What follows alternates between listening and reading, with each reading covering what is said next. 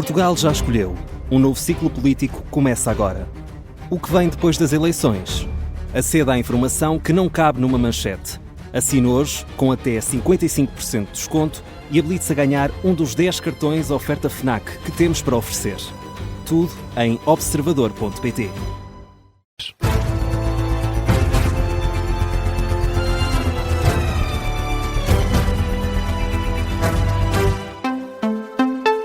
Edição das 11 com Miguel Cordeiro. O Partido Socialista diz que esperava mais do anúncio do Governo sobre o PTRR, Portugal, Transformação, Recuperação e Resiliência. Considera José Luís Carneiro que Luís Montenegro apresentou apenas um plano de intenções? Trata-se de um plano de intenções, quando, do meu ponto de vista, o Governo, todos os seus meios, todos os seus recursos deviam estar concentrados num plano de ação e de resposta às comunidades locais, porque ainda há municípios que estão a reclamar a sua integração na declaração de contingência. Eu vou dar este número.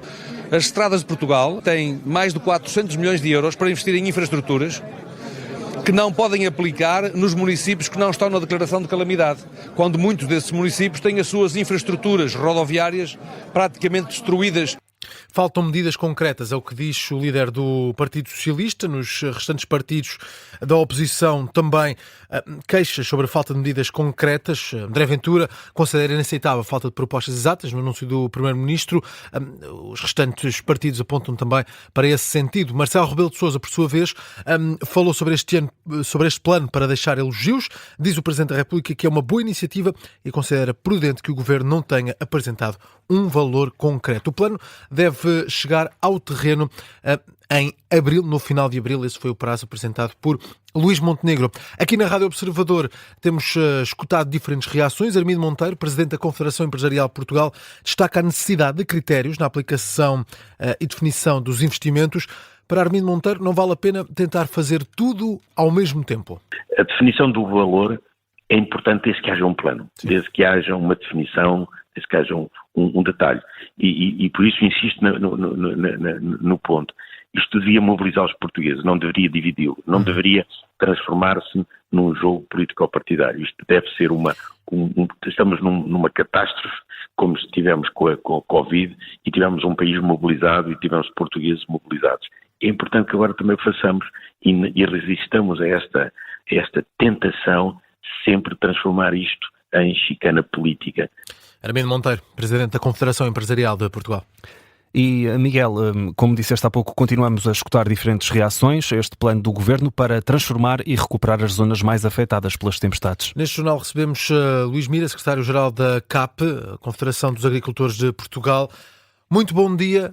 Que leitura faz daquilo que foi anunciado pelo Governo ontem à tarde, sendo que o setor da agricultura é um dos mais afetados por o que aconteceu nas últimas semanas? Muito bom dia.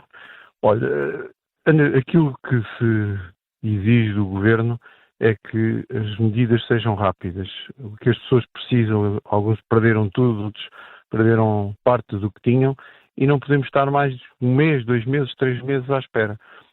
Os planos são importantes, mas não é a altura para estarem a discutir planos. Temos é que agir, temos que acudir às pessoas de uma forma rápida. E outra preocupação que temos é que as medidas sejam iguais para todo o país, para todos os agricultores.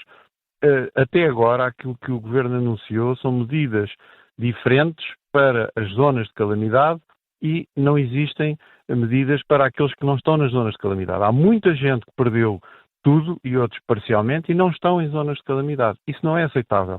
Depois, há aqui um repetir de medidas. A água que une, a medida para as florestas, e isso, já foi apresentado há um ano. Estão aqui outra vez, andamos sempre a repetir as medidas. Depois preocupa-nos também os meios para uma ação, que é isso que é preciso, desta dimensão. Os meios por parte do Estado, que para esta catástrofe não é com as mesmas pessoas que consegue acudir a todos estes sinistros, e depois também a própria mão de obra para executar tudo isto. Há falta de mão de obra, é necessário aqui grandes trabalhos, alguns deles que só se conseguem fazer com mão de obra, não há maquinaria que os faça, e isso é uma preocupação que nós temos também. Portanto, alinha mais no sentido de falta medidas concretas e falta também rapidez neste plano?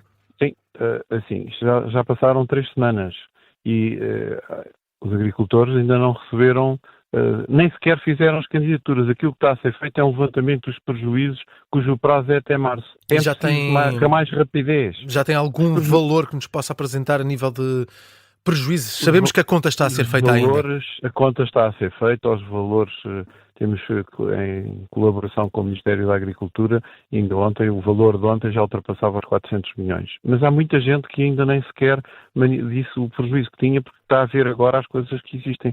Conceitos como a chamusca, como a Golgan, têm 11 pessoas que disseram os prejuízos que tinham, 10 pessoas, portanto isto falta muito. E há alguma cultura, plantação mais afetada, algum setor dentro da agricultura mais afetado?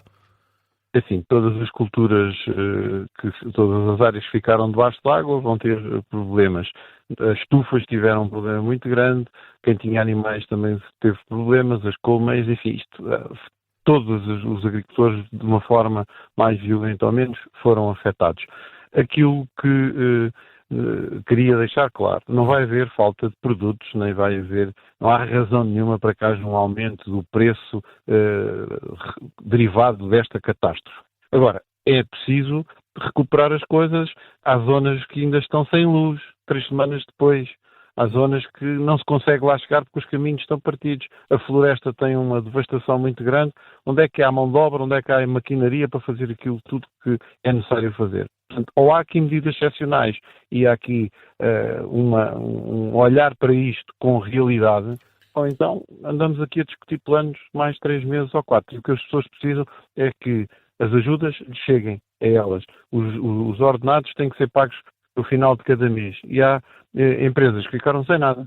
Nem têm maneira de faturar nada nos próximos 2, 3 meses. Luís Mira, Secretário-Geral da CAP, muito obrigado por ter estado connosco neste Jornal das 11, aqui na Rádio Observador, numa análise ao PTRR. E Miguel, sabe-se que enterrar a rede elétrica nacional pode custar o equivalente a construir 2 aeroportos de Lisboa. Uma conta apresentada hoje pelo Jornal de Notícias, cerca de 20 mil milhões de euros. Esta conta surge depois do Jornal de Notícias escutar vários engenheiros sobre este tema. Atualmente Portugal tem cerca de 250 mil quilómetros de rede elétrica, uma rede gerida pela E-Redes e pela REN. Atualmente, 21% dessa rede já está debaixo de terra. Ricardo Lopes, o JN, tentou perceber quanto custaria alargar esta situação, enterrar a rede elétrica, para toda a rede disponível no território.